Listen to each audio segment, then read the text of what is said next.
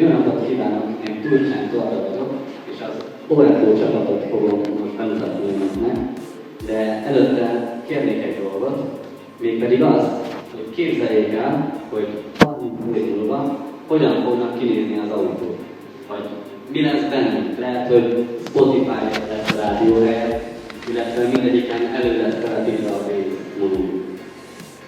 Hát ez a csapat is elképzelte, hogy milyen lesz a jövő autója, de tovább is mentünk ezen, ugyanis meg is építettük, ahogy a képen is látszik. Ez az autó azért jövőbe mutató, mivel 0,17 liter a fogyasztása 100 km-en. És ezt mi diákok értük el, mivel az OECO, azaz Óbudai Egyetem Shell Eco Marathon csapata. De mi is az a Shell Eco Marathon? Azt mondják, hogy a világ legnagyobb kihívás jelentő diákversenyének egyike. Mi ezen évről évre eredményesen szerepeltünk, hiszen 6 éve, amikor először itt voltunk, és csináltuk ezt a csapatot, akkor csupán 128 kilométert tettünk meg egy liter benzinnel, míg tavaly ez az érték 565 kilométerre. Idén a cél egyébként kereken 1025 kilométer. Az pont nem látszik. Egyébként amiatt nem látszik, mert ezen a linken, ha beütik a mobiltelefonjukba, akkor lehet kérdéseket feltenni, amiket én majd az előadás végén meg is fogok válaszolni. Egyébként működik, én kipróbáltam az előző előadáson. Szóval, hogy visszatérjünk rá, illetve a tavalyi eredményünkre, hogy mire is elég ez az 565 km. Például egy liter benzinnel el tudunk jutni az olasz tengerpartra, hogyha most innen Budapestről megindulnánk.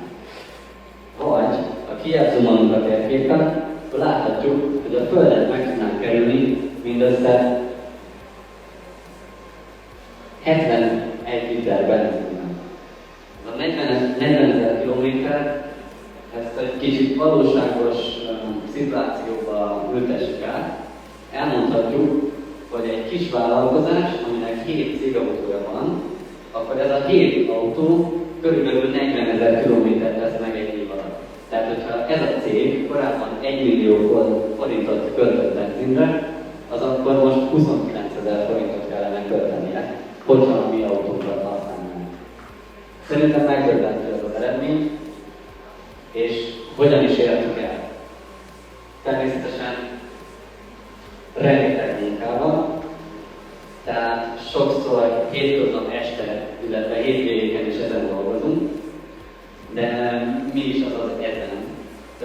Természetesen rengeteg fejlesztés van benne, de hogyha mindent elsorolnám, akkor még holnap este is itt ülünk. Úgyhogy csak néhányat emelnék ki.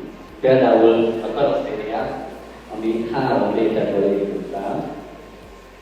2 réteg karbonból, illetve 1 réteg nések mintájátszatú anyagból. És ezáltal az egész csupán 12 kg, mégis olyan erős, hogy az egész autó belsejét elbírja, tehát nem hordó, és nincs szükségünk alvázra. Ezáltal súlyt spórolunk meg. De ott van még például a motorunk is, amit egy egyszerű főgazából vettünk ki, fejlesztettünk tovább, és raktuk bele az autónkba, hogy használhatsa meg. De ugyanakkor az is fontos, hogy amikor Hollandiában versenyzünk, és az autót vezeti a sofőr, akkor mi a pálya mellett tudjuk, hogy mennyiben megy, milyen koordinátája van, mekkora a fogyasztása, és csomó ilyen hasznos dolgot, ezért beleépítettünk egy olyan telemetriát, ami egy Raspberry Pi számítógéppel elmenti az adatokat és feltölti a felhőbe. Itt vannak az adatok, hogy motorhőmérsékletet is, körökszámát, akkufeszültséget, mindenféle dolgot. Ezeket mind látjuk a pálya mellett, és tudunk kommunikálni a sofőrrel, hogy ha látjuk, hogy a fogyasztás értéke valami miatt növekszik, akkor a sofőr tudjon kommunikálni. De tényleg nem szeretném a részletekkel mutatni önöket, ezért újra az összképet mutatnám.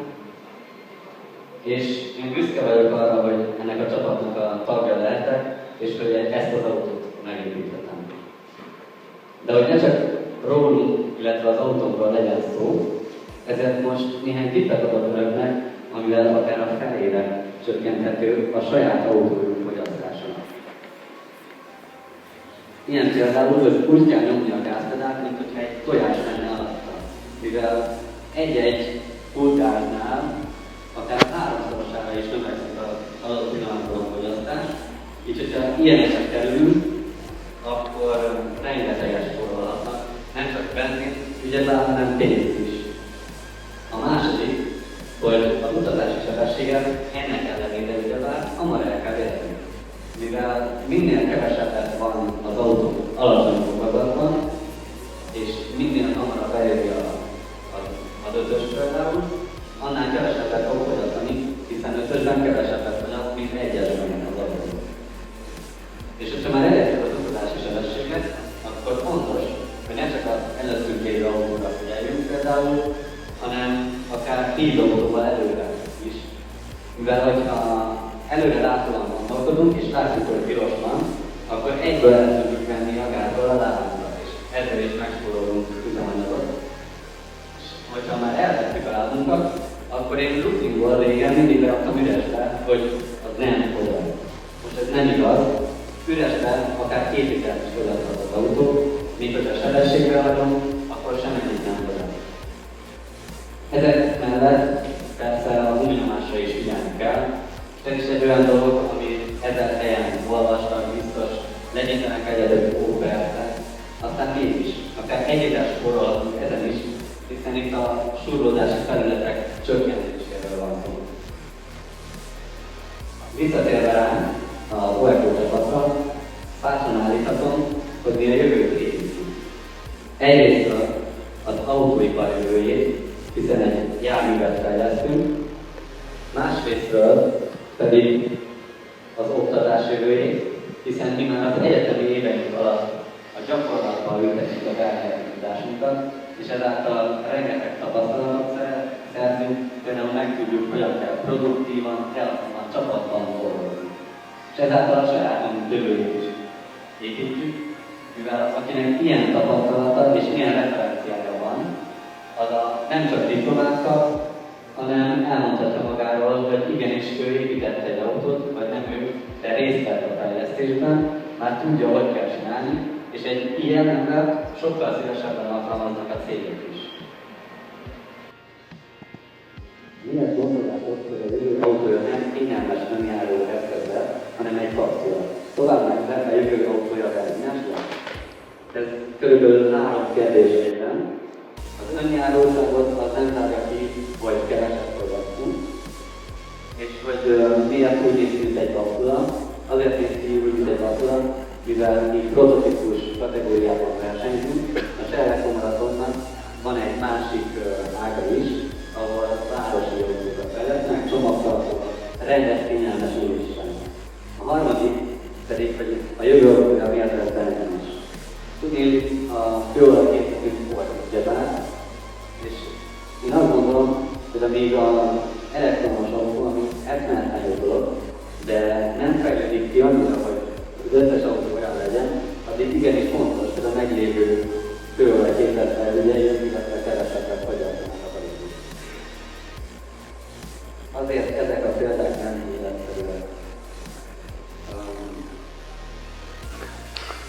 Én szeretnék elmenni Olaszországra születőemre, majd nyáron. Szépen területem. És köszönöm, valaki azt mondta, hogy jó vagy, legjobb. Mennyi haszon terhet tud szállítani az autót? Az autó összemege